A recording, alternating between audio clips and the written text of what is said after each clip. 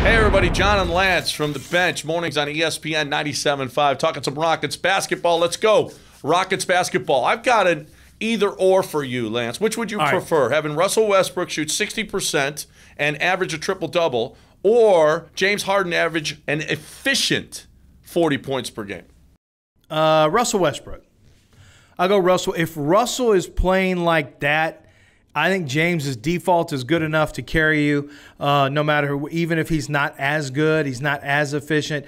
If crazy Russell is on his game and he's playing like that, lights out. I mean, good luck L.A., Clippers, or Lakers. That's the kind of talent he is. I can see the other side, but for me, I kind of know what I get with James Harden. I don't always know what I get with Russell Westbrook. So I'll take Russell Westbrook. I'm going the other way. I'm going with James Harden.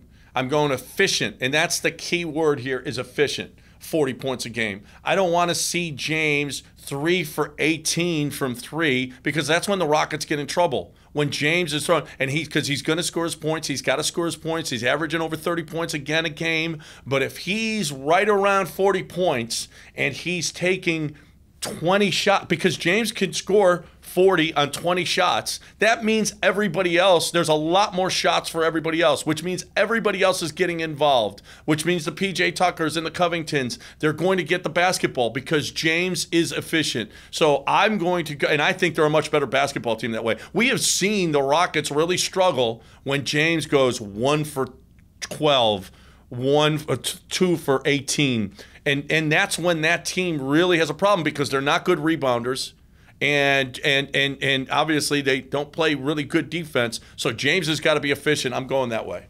I know your argument is for efficiency, and maybe we don't need to get too caught up in the 40 points. But, you know, here's a question. What kind of minutes are we expecting James to play right out of the gate? Are we expecting the same workload out of the gate that he had before, the same amount of minutes? Is that fair to expect from these NBA superstars? Yes. Oh, absolutely.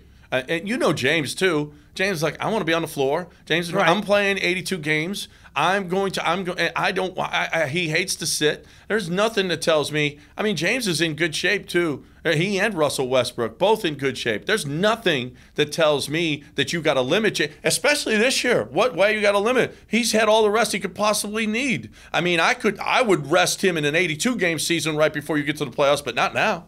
Well, you know, the one thing I would be a little careful about that proclamation just for a second is because we know Russell had COVID. We don't know if James did for sure, but he didn't come to the bubble on time.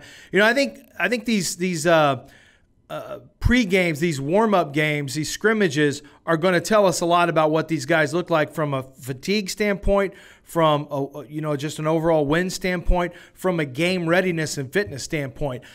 I'm not ready to just say they're going to be ready to roll. I know they were in good shape before, at some point this summer. I don't know what this COVID has done, if it's taken anything out of them. So I think the odds are it hasn't because of their age group and fitness level and all that. But that's just something I'm a little bit interested in seeing if there is any kind of restrictions based on what they may have dealt with that we didn't really know about. Yeah, no, I get that. No, COVID notwithstanding. And you know what? We'll see. But all indications are that Russ is in great shape and James is in great shape. So let's go. All systems go, and 40 points a game, and do it efficiently, James. And I wouldn't mind. You know what? I'll take C. I'll take Russ shooting 60%, and I'll take James scoring an efficient 40. Case closed. So you want it all. That's all. Fair enough.